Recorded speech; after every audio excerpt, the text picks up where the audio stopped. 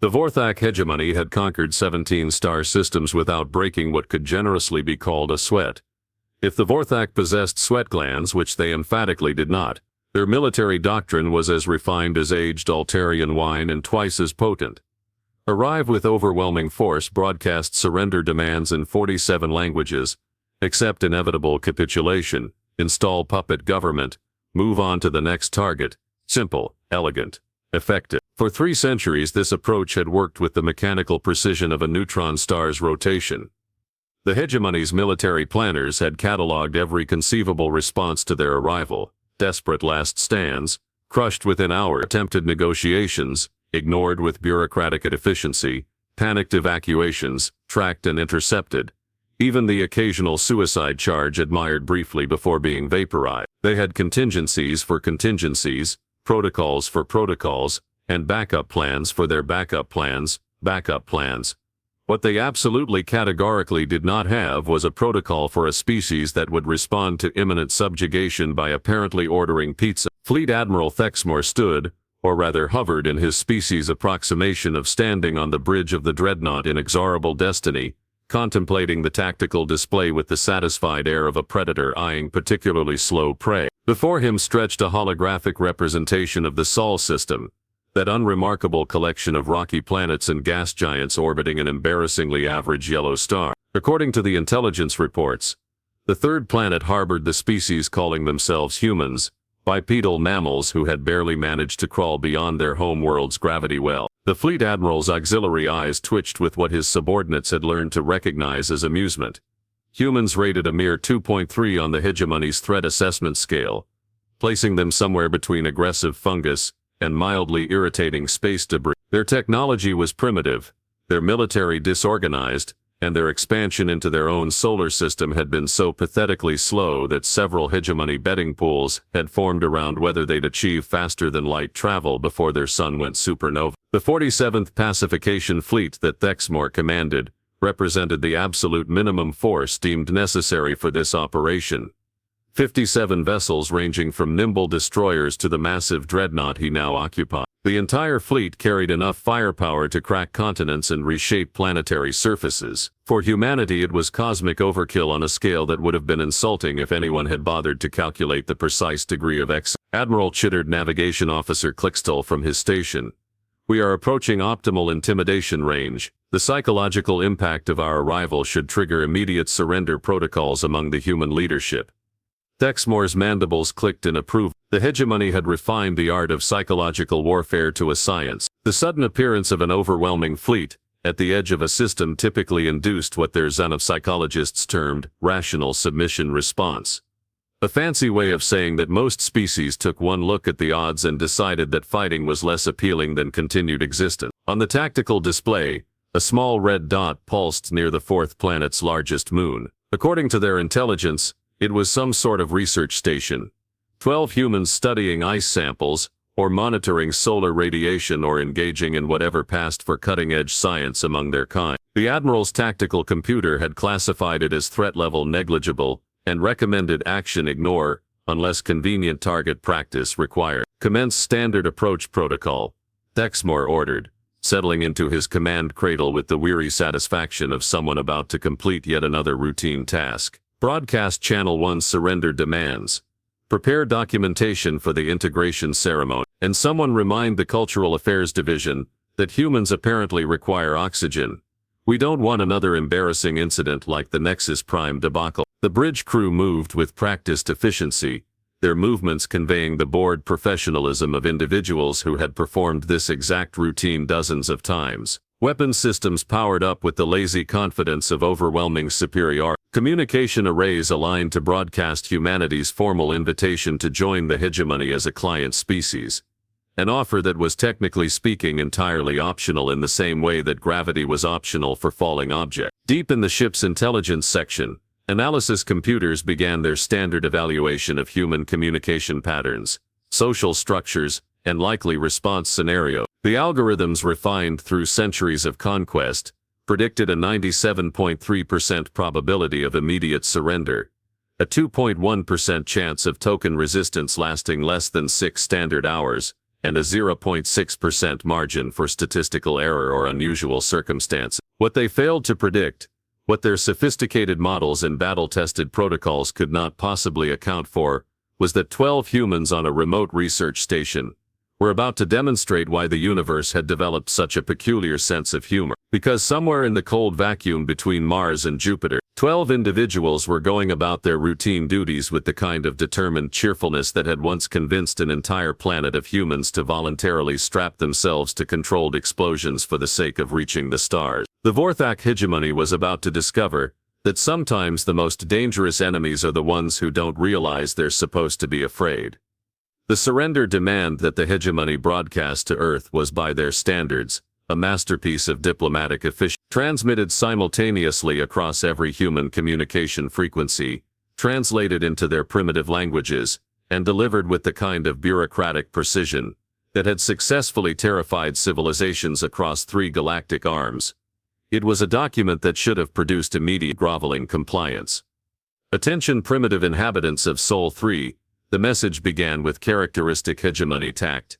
You are hereby notified that your system has been selected for integration into the Vorthak hegemony. Resistance is futile, compliance is mandatory, and your cooperation in this transition will determine whether your species experiences a comfortable subjugation or an uncomfortable extinction. You have 6 standard hours to respond with unconditional surrender. Failure to comply will result in the systematic destruction of your military capabilities, followed by your industrial infrastructure, followed by whatever portions of your population we deem excessive for administrative purposes. Fleet Admiral Thexmore regarded this message with the satisfaction of an artist contemplating a particularly well-crafted sonnet. It struck precisely the right balance between overwhelming threat and bureaucratic courtesy, giving the humans just enough hope to choose survival, while making the consequences of defiance crystal clear.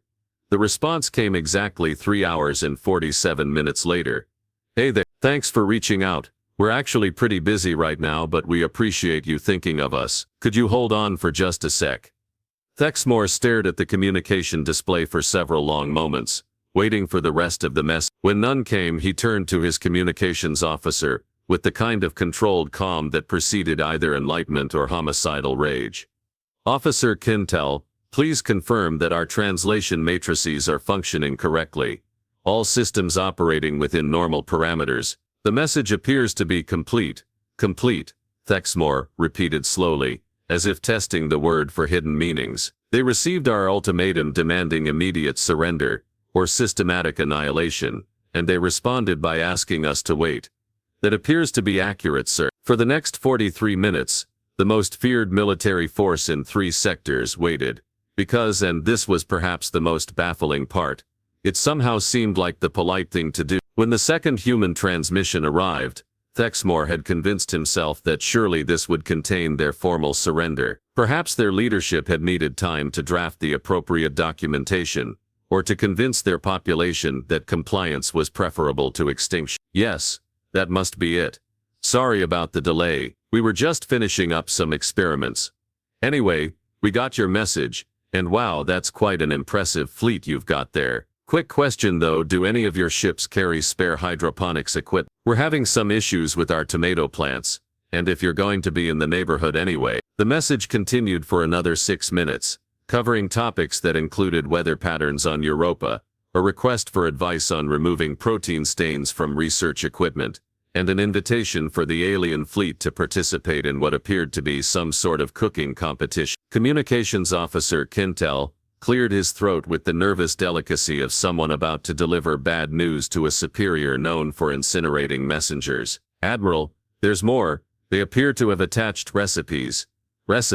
Detailed instructions for something called deep dish pizza and chocolate chip cookies. The molecular analysis suggests these are consumable compounds, though the nutritional value appears dubious at best. Thexmore felt something that might have been the first stirrings of a migraine, if his species had been capable of such afflictions. Officer Kintel, please clarify for me.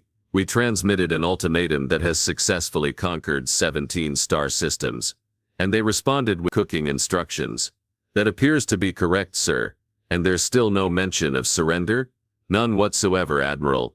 though they do seem quite enthusiastic about the possibility of cultural exchange. The Admiral's tactical display showed the small research station continuing its routine operations, with what could only be described as offensive normalcy. 12 heat signatures moved about their duties with the same patterns they had maintained for weeks, showing no signs of panic, preparation for battle, or even mild concern. It was as if a fleet capable of sterilizing their entire solar system had simply not registered as particularly noteworthy.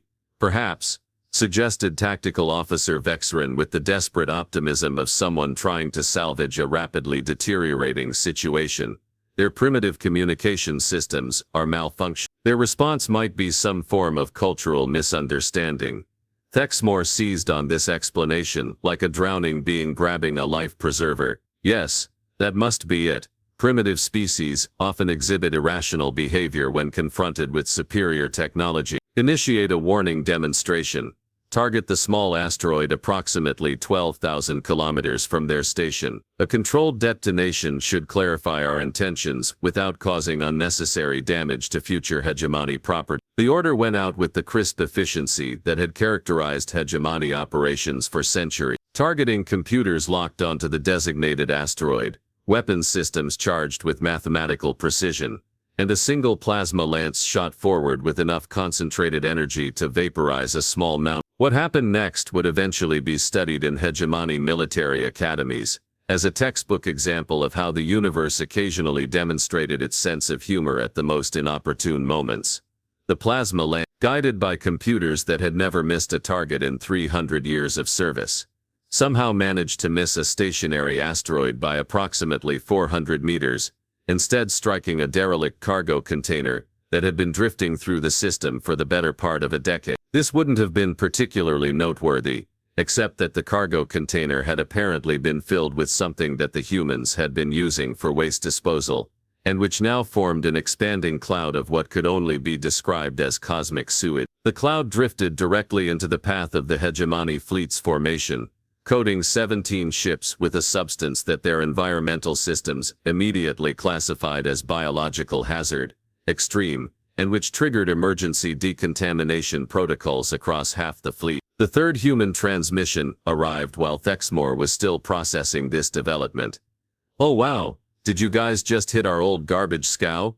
That's actually super helpful. We've been meaning to clean that up for months but kept putting it off. Thanks. Also, we found some spare hydroponics gear if you're still interested. The tomatoes are really coming along now." Fleet Admiral Thexmore had been in command of military operations for 47 years. He had overseen the subjugation of the crystalline entities of Nexus Prime, who had tried to negotiate by transmitting mathematical equations in laser light. He had conquered the hive mind collective of Theta Centauri, whose billion-strong population had surrendered in perfect unison after a single demonstration of hegemony firepower.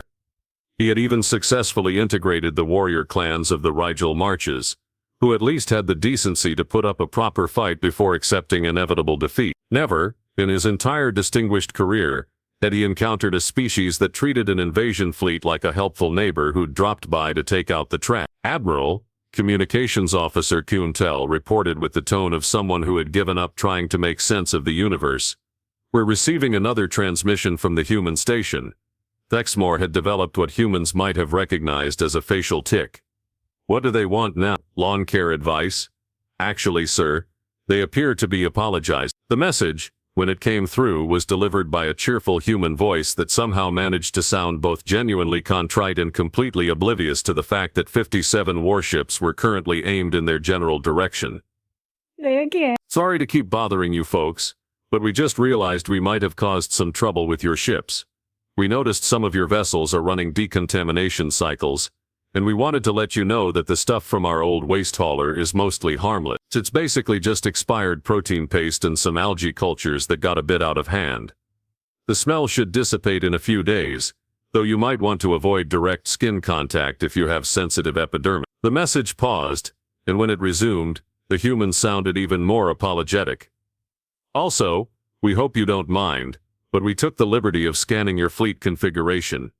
Not to be nosy or anything, but we noticed your formation has some interesting harmonics. You might want to adjust your spacing by about 40 meters. The resonance frequency you're currently generating is really similar to the mating call of European iceworms, and it's been making our seismic equipment go absolutely bonkers. Thexmore turned to his tactical officer with the expression of someone whose reality had begun to wobble at the edges. Officer Vexaran, are we broadcasting mating calls? Apparently so, sir. Our formation's subspace harmonics are indeed matching the frequency they specified. It's actually quite embarrassing. How? Thexmore asked with the patience of a saint contemplating martyrdom. Does a primitive research station know more about our fleet acoustics than our own navigation computers? Before anyone could attempt an answer, the human transmission continued with the kind of helpful enthusiasm typically reserved for discussing weekend hobbies. Oh, and one more thing. We couldn't help but notice that your big ship there is running a bit hot in the port fusion chamber. Nothing dangerous or anything, but you might want to cycle the coolant system before you get too much thermal buildup. We had a similar problem with our backup reactor last month. And trust me, nobody wants to deal with an emergency shutdown in the middle of nowhere. Tactical Officer Vexaran's tendrils had gone rigid with shock. Admiral, they're correct. Our port fusion chamber is operating at 0.3% above optimal temperature. How could they possibly detect that from their position? The next human message arrived before Thexmore could formulate a response that didn't involve screaming into the void. By the way, we thought you might like to know, we tried out that deep dish pizza recipe using some of our emergency rations, and it turned out pretty good. We made way too much though, so if any of your crew members are interested, we'd be happy to share. We're not sure about your dietary requirements, but we left out anything that might be toxic to silicon-based life forms, just in case. How? Thexmore whispered. Do they know we're silicon-based? Sir, communications officer, Keentel reported with the tone of someone whose grip on sanity had become increasingly tenuous. Believe they've been analyzing our transmissions. Their scanning equipment appears to be far more sophisticated than our intelligence reports suggest. The Admiral stared at the tactical display, watching 12 dots move about their routine duties with the same casual indifference they'd maintained since the fleet's arrival. According to every military doctrine he'd ever studied, this was impossible. Primitive species were supposed to panic, to make desperate attempts at negotiation, to at least acknowledge that they were facing overwhelming force. They weren't supposed to offer helpful maintenance advice and home-cooked meal. Sir, Tactical Officer Vexaran said carefully, perhaps we should consider the possibility that these humans aren't as primitive as our intelligence suggested. The next transmission provided a disturbing answer to that question. Oh hey! We just wanted to mention, we noticed some of your smaller ships are having navigation issues. Nothing major, but a few of them are drifting about 15 degrees off their assigned position. We ran a quick diagnostic scan, and it looks like the cosmic background radiation in this system is playing havoc with your positioning systems. We've got some calibration data that might help if you're interested. Also, would anyone happen to know why our communications array just picked up what sounds like elevator music from your command ship? Fleet Admiral Thexmore closed his eyes and tried to remember a time when military operations made sense. Somewhere in the depths of his flagship, the background audio system was indeed playing what humans apparently classified as elevator music, a soothing melody designed to reduce stress among the crew during routine operations. That the humans had not only detected this signal but identified its purpose suggested a level of technological sophistication that made his intelligence reports look like they'd been written by particularly optimistic children. Admiral, Communications Officer Keentel said with the careful precision of someone trying to maintain professional composure while watching reality collapse around them. I'm beginning to suspect we may have underestimated this species. The human station continued its peaceful operations, 12 individuals going about their duties with the kind of determined cheerfulness that had somehow transformed a military invasion into an impromptu technical support session. They offered advice, shared resources, and maintained a level of friendly helpfulness that was rapidly driving the most feared military force in 3 sectors toward a collective nervous breakdown. And in the back of his mind, Fleet Admiral Thexmore was beginning to suspect that this was exactly what the humans had intended all along. The revelation came as most devastating realizations do, not with dramatic fanfare but with the quiet horror of perfect understanding. Fleet Admiral Thexmore was reviewing the tactical reports, 17 ships contaminated with biological waste. navigation systems compromised by harmonic interference, and his crew's morale steadily eroding under the relentless assault of human helpfulness. When Communications Officer Keentel delivered the final piece of the puzzle. "Admiral, we've just received another transmission from the human station. They're offering to help us leave." The message that followed was delivered with the same cheerful competence that had characterized every previous human communication. But this time, Thexmore heard something different in the underlying tone, something that might have been amusement. "Hey, we noticed your fleet seems to be having some technical difficulties, and we thought we'd offer some assistance. Our long-range sensors have been tracking your formation since you arrived, and we've identified several issues that might be causing problems with your operational efficiency." The human voice paused, and when it continued, there was definitely something that sounded suspiciously like barely suppressed laughter. "First off, that harmonic resonance we mentioned earlier, it's not just attracting iceworms anymore. Apparently the frequency you're broadcasting is also the distress signal used by Grimaldi's space pirates. And our early warning system has been picking up response signals from at least 3 different raider groups who think you're calling for help. They should be arriving in about 6 hours.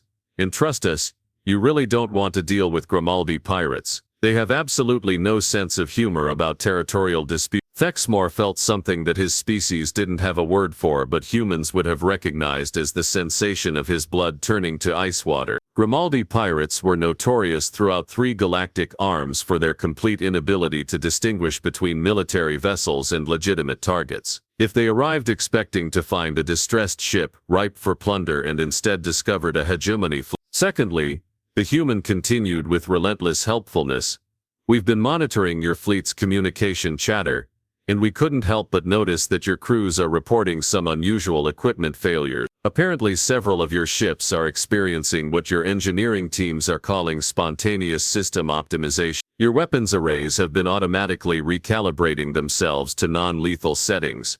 Your navigation computers have been defaulting to scenic route protocols, and your food synthesizers have been producing nothing but desserts for the past 4 hours." The Admiral's mandibles clicked with increasing agitation. "Officer Vexren, confirm the status of our ship systems."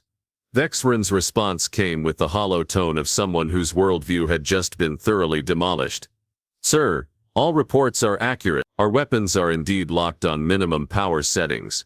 Our navigation system has plotted a course that includes 17 points of astronomical interest, and the mess hall has been serving nothing but something called triple chocolate fudge cake since 0800. Unknown, sir. The modifications appear to have been implemented through our own maintenance protocols, as if the systems were simply optimizing themselves for efficiency." The human transmission continued with the kind of patient explanation typically reserved for teaching complex concepts to particularly slow students. "Now, we don't want to tell you how to run your fleet, but we thought you should know that all these random system failures aren't actually random. See, when you folks showed up broadcasting on all frequencies, you accidentally triggered our automated research protocol. Our AI systems have been treating your fleet as a really interesting engineering challenge, and they've been working around the clock to improve your operational efficiency." The Admiral stared at the tactical display with growing horror as the implications sank in. "They've been helping." "That's correct, sir," Keentel confirmed. "According to their transmission, their artificial intelligence systems interpreted our arrival as a request for technical assistance. They've been systematically fixing what they perceived as design flaws in our ship." "The thing is," the human voice continued with barely contained mirth, "our AIs are really good at solving problems. They've calculated that the most efficient way to resolve the current situation is to help you leave as quickly and safely as possible. To that end, they've taken the liberty of pre-programming jump coordinates for all 57 of your ships, optimized your fuel consumption for maximum range, and even packed you some care packages for the trip home." Admiral Thexmore closed his eyes and tried to comprehend the magnitude of what had just been revealed. 12 humans on a remote research station had not only detected the approach of his fleet, analyzed their technology, and systematically neutralized their combat effectiveness. They had done it while maintaining the pretense of helpful incompetence, turning the entire invasion into an elaborate demonstration of human problem-solving capability. "Oh, and one last thing," the human added with what was now unmistakably suppressed laughter. Our psychological analysis protocols suggest that your command structure might be experiencing some stress related to mission parameters that are no longer achievable. To help with that, we've taken the liberty of drafting your after-action report for Hegemony Command. It's a really comprehensive document that explains how you successfully completed a detailed reconnaissance mission, gathered extensive intelligence on human capabilities, and made the tactically sound decision to withdraw before engaging a potentially superior force. We even included some nice charts and graphs. The silence that followed this revelation stretched across the bridge like a physical presence. 57 ships, representing the accumulated military might of 3 centuries of conquest, had been rendered completely ineffective by 12 individuals who had apparently spent the entire encounter treating their invasion as an interesting technical puzzle to be solved with maximum efficiency and minimal fuss. "Sir," Tactical Officer Vexerin said quietly, "what are your orders?" Admiral Thexmore looked at his tactical display one final time, watching the small red dot that represented the human research station, continuing its routine operations with the same peaceful indifference it had maintained throughout this entire debacle. 12 humans who had somehow managed to turn the most feared military force in known space into an object lesson in the dangers of overconfidence. "Set course for home," he said finally. "All ships, implement the navigation protocols provided." He paused, searching for an appropriate term.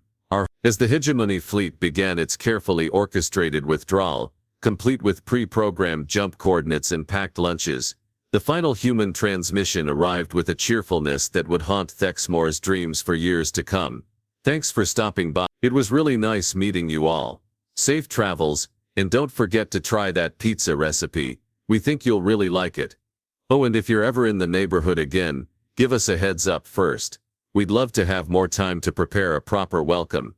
3 days later, when Hegemony Command received Admiral Thexmore's after-action report, complete with charts, graphs, and a strongly worded recommendation to update humanity's threat assessment, to approach with extreme caution, and possibly flowers, the bureaucrats filed it under successful reconnaissance operations, and quietly added Sol system to their official vacation destinations to avoid list. And on a small research station orbiting Jupiter's 4th moon, 12 humans went back to their routine duties, occasionally pausing to check their long-range sensors for any sign of uninvited guests, and generally agreeing that while the Grimaldi pirates had been a nice touch, next time they should probably just put up a sign